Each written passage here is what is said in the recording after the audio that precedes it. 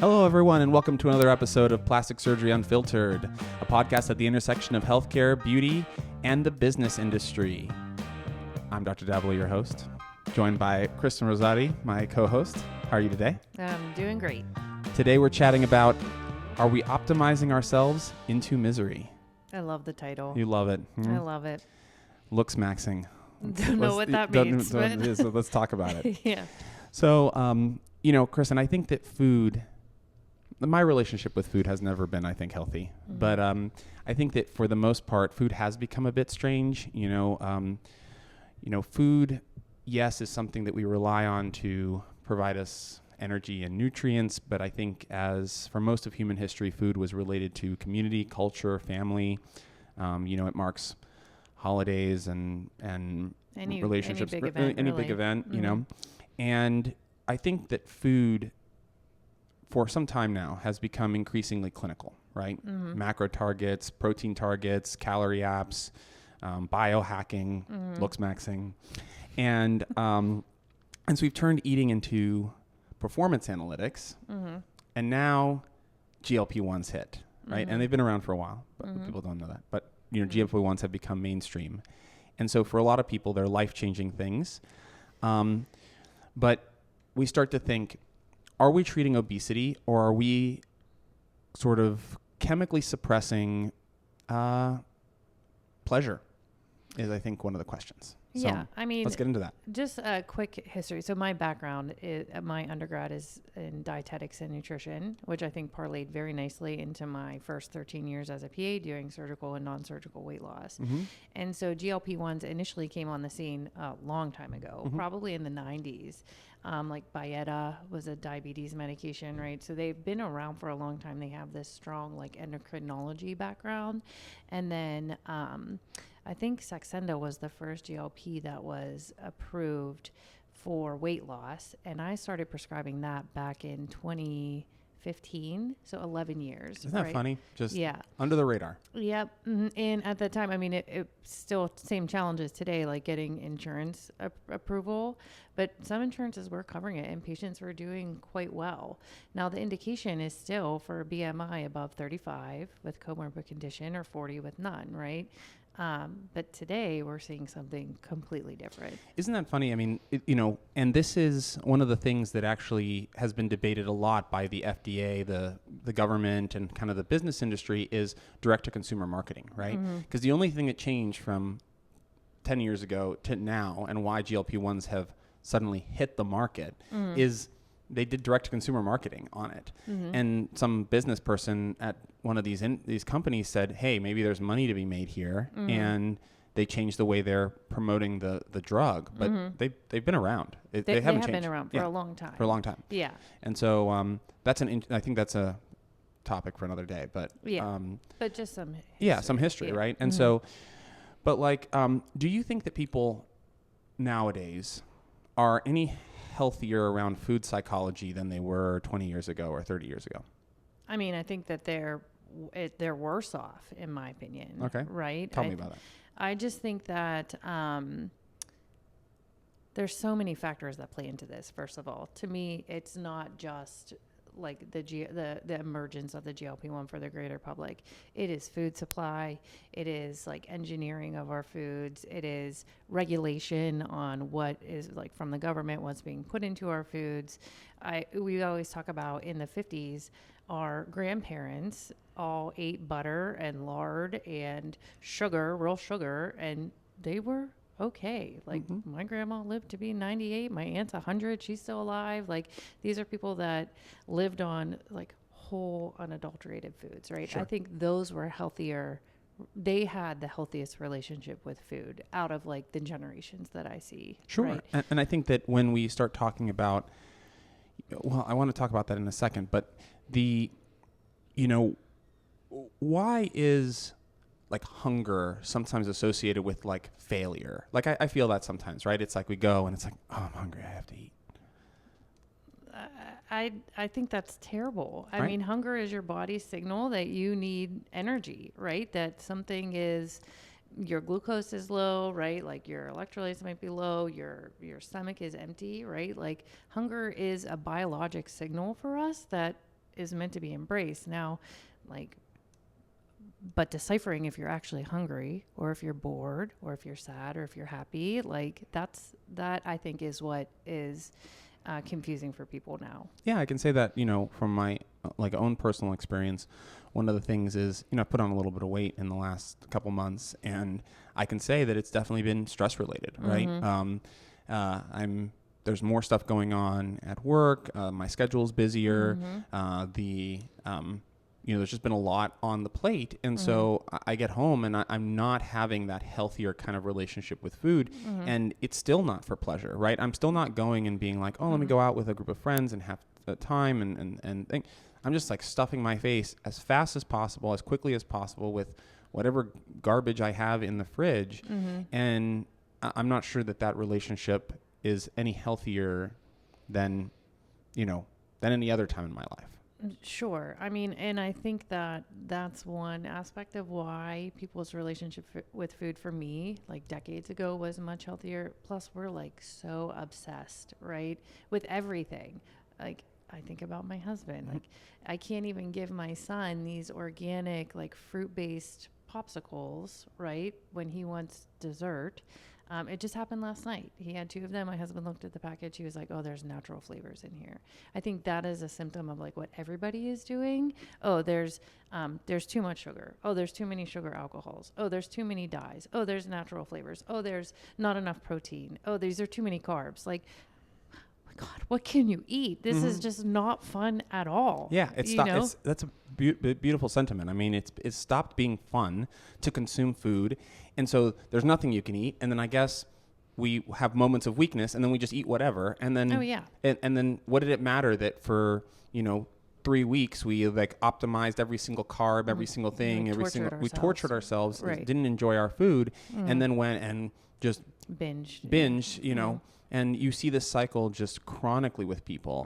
And I think that then, you enter the GLP-1s and again, not enter, they've been around, but now they've been mainstream. So, so when your patients are on the GLP-1s, what are they reporting from like a mental state, from a physical state? What kind of happens, I think, for them? Well, first of all, I think that when you come in, you have to like re-educate people on like what the GLP-1 is supposed to be doing, right?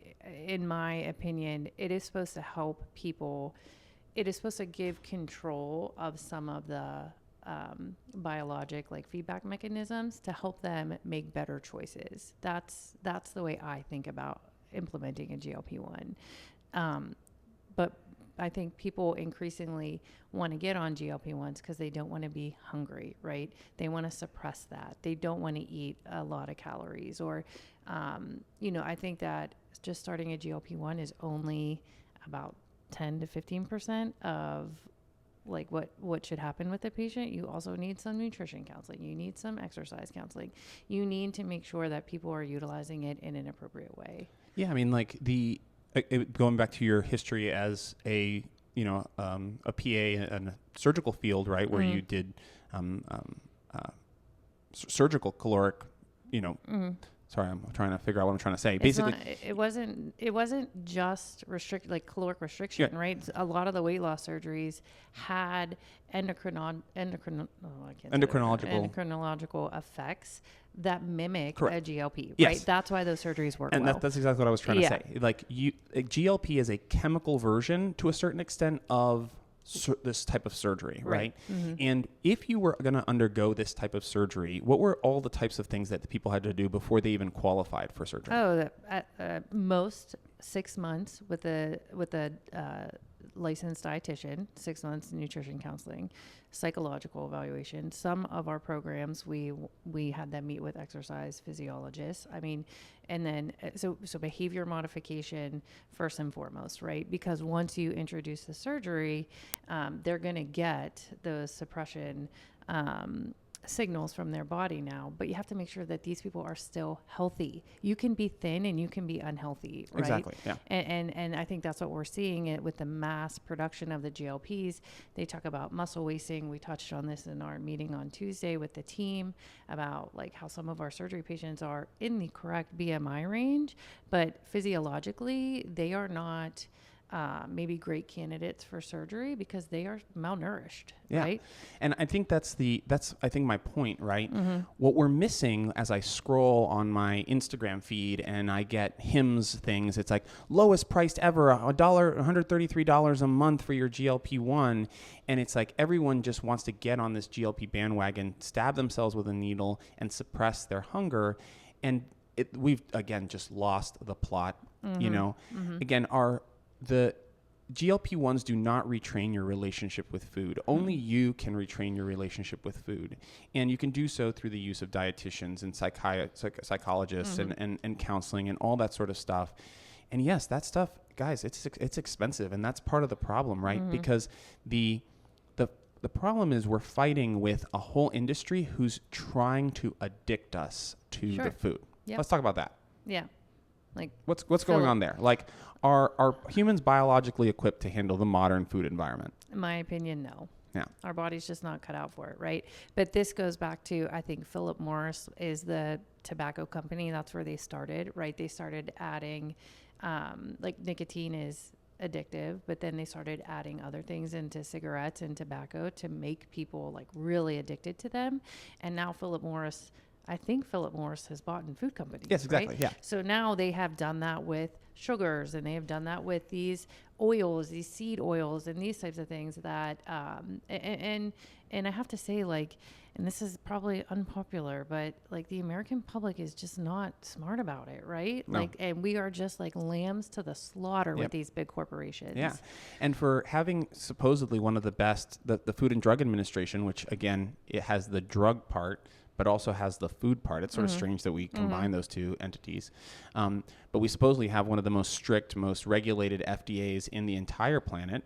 And especially on the drug side, the medicine side, they're all over us. Sure. But on the food side, it's like I don't know. Anything goes. Anything I think goes. the highest bidder, right? The highest bidder. Whatever food industry is paying the FDA. I mean, I hate to say it, but I think that's how it goes. That's it's it goes. corrupt politics, right? And it's affecting us. Yeah, and so I think that's pretty well known, right? You have Philip Morris, who, when in the wake of their, legislation that kind of shut down their ability to produce or mass produce cigarettes and sort of get people addicted to tobacco, they started buying into food industry and figured out how to make the ultra processed foods.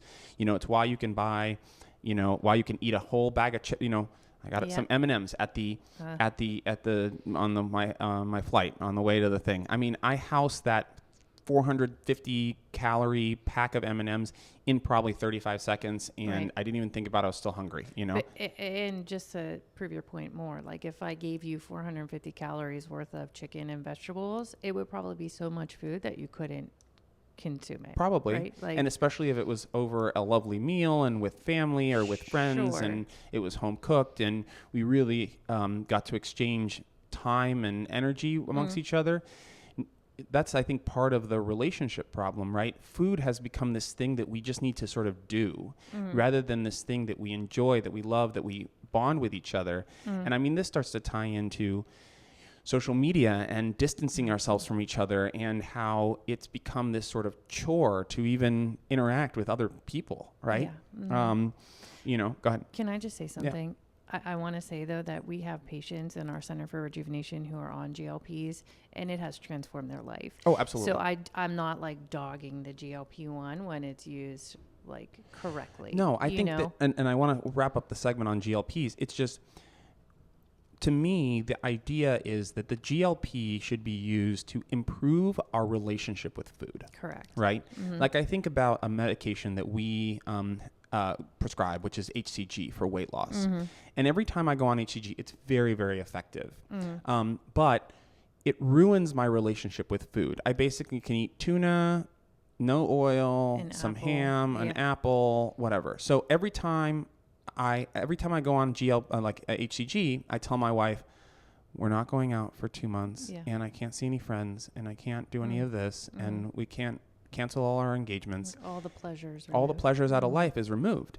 And to me, the GLPs actually open the window where, if used properly, could actually improve your relationship with food and help people who are in states of obesity to help curb the endocrinologic mismatch they have, and also fight the battle against the addicted, because they're fighting us with their addictive food. Oh, sure. And the GLPs help fight that battle a little bit and give us some ammunition against the chemicals they're putting in our body, right? Yeah, that's a great way to look at it. And so it's just a way to fight back. But I do think that if you do not really improve that relationship with the food, you're going to fail on GLP-1s in the long term, just like you'd fail with bariatric surgery. And this idea that, I'm just going to get a cheap GLP, which has its own problems. Where are they coming from? Is it actually the medication you think it is? Is it also adulterated now by some Chinese white powder? That's a whole different discussion, right? But that we need to use it as a way to change our relationship with food, not a suppressive agent. Agreed. Yeah, agreed. So I've lost so okay, let's go back to, I guess, that point, right? Like, why does you come from Italian family, right? I am. And I'm very ethnic, Italian and Serbian. And so yeah. And so I think that the public looks at Italian food as a very communal, family-based community. Is that true? I think so. I mean, in my own personal experience, my husband is 100% Italian, and we still do our Sunday dinners with our family almost every Sunday. And he's very focused on the food because he likes to cook and he loves like good, savory, homemade food. For me, he'll always ask me, what do you want for Sunday? I'm like, I don't care. You're the food person. All I want to make sure is that I'm inviting my sister and her kids and my in-laws and my mom and, whoever can come to make it a very joyous occasion for us, right? It's a time, especially Sunday, I feel like is a good day to reset for the week, to make sure that you're touching base with your loved ones. There's so much that happens at Sunday dinner, right? Like, I just love it. Yeah. Sometimes good, sometimes bad, sometimes but that's all of it. Yeah, I mean, I think that so many cultures around the world who really have a strong cultural identity still have that tied to food. I mean, a lot of our events in life are tied to food, birthdays, everything. Almost everything, memorials, even death, right, is often surrounded by food and connection. And I was listening or reading and listening to Stanley Tucci in The Joy of Food. He had, I guess, never been. He's Italian, but he'd never been to Italy. Yeah, and it was his first time. His first time, and Tucci had cancer, and when he had cancer, he basically lost the ability to taste some things. And he talked about how it really changed his relationship with food and opened up the idea of the joy that food brings, go ahead.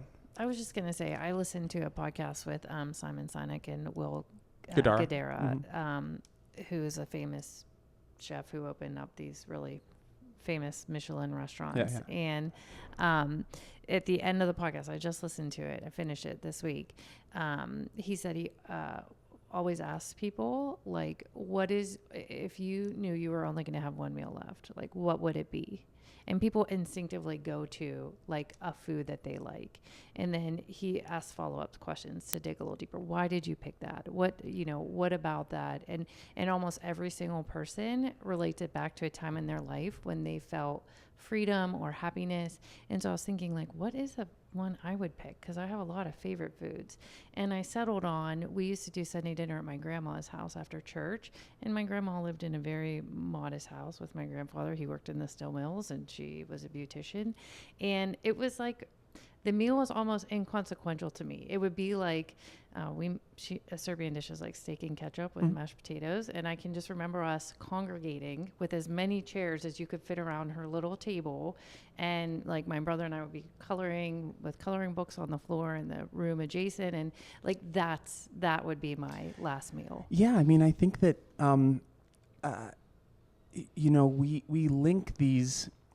I thought this line was interesting about how, like, when you remember your moments with food, and you're with company and with family, you're not going to remember the number of calories you ate. You're going to remember the meal you ate Right. and the conversation you had.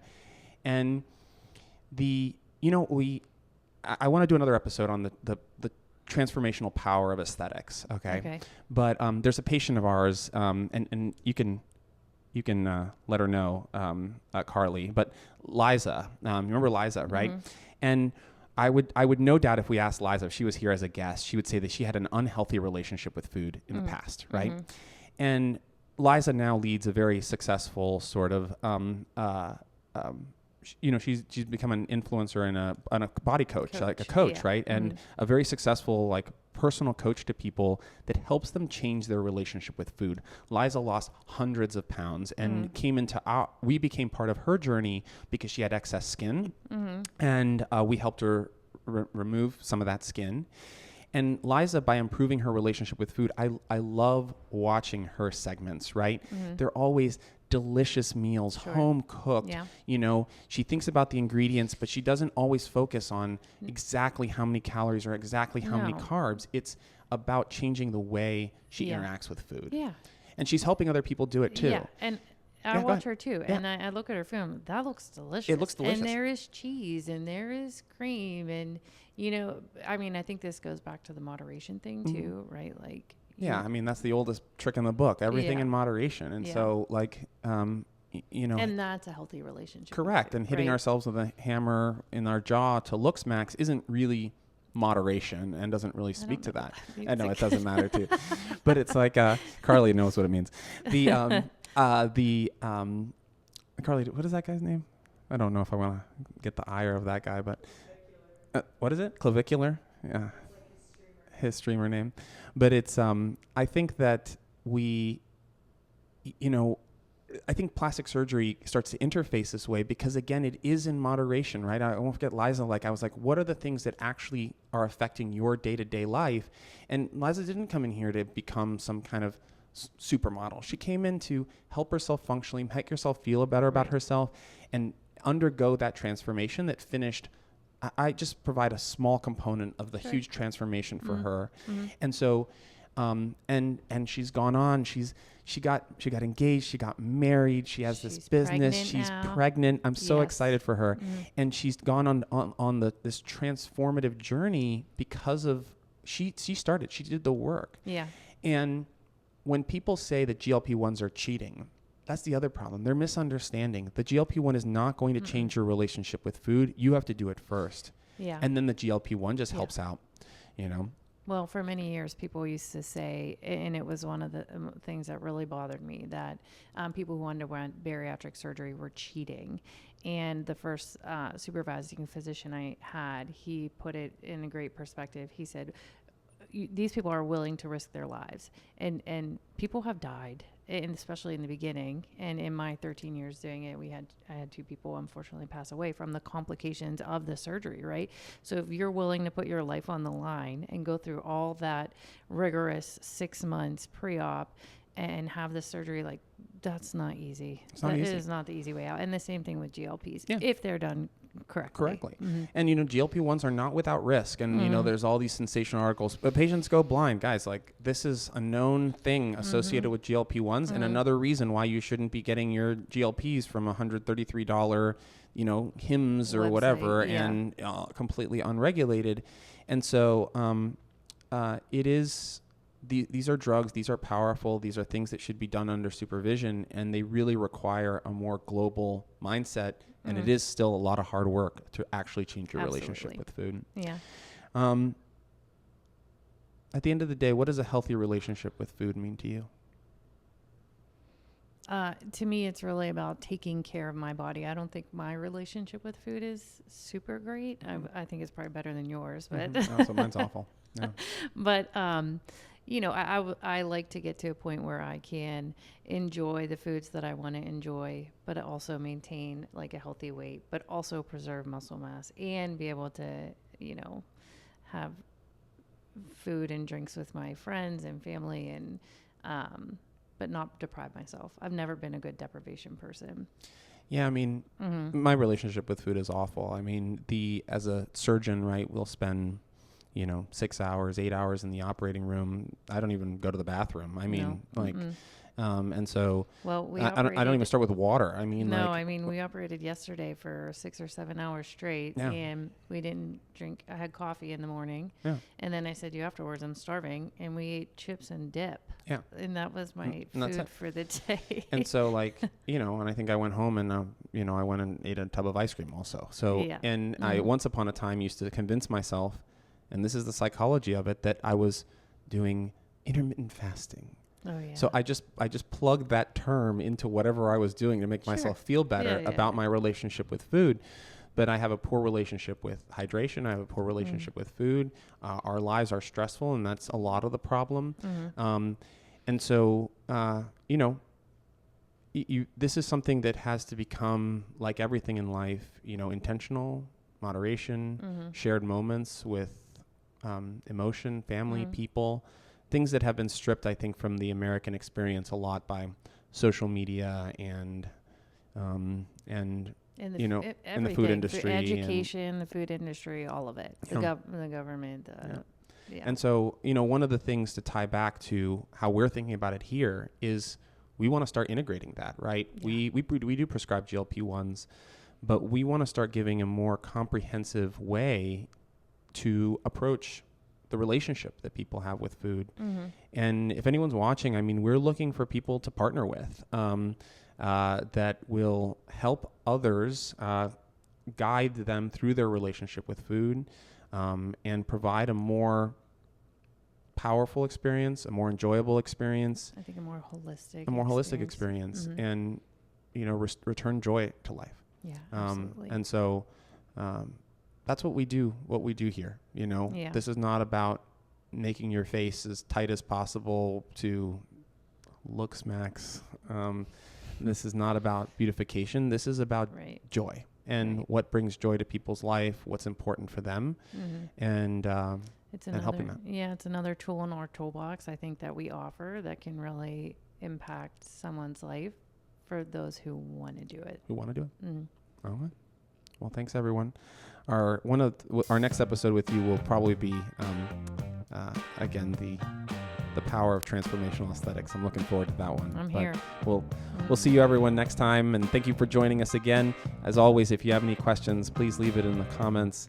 And if you haven't already, check out Liza. She's really excellent.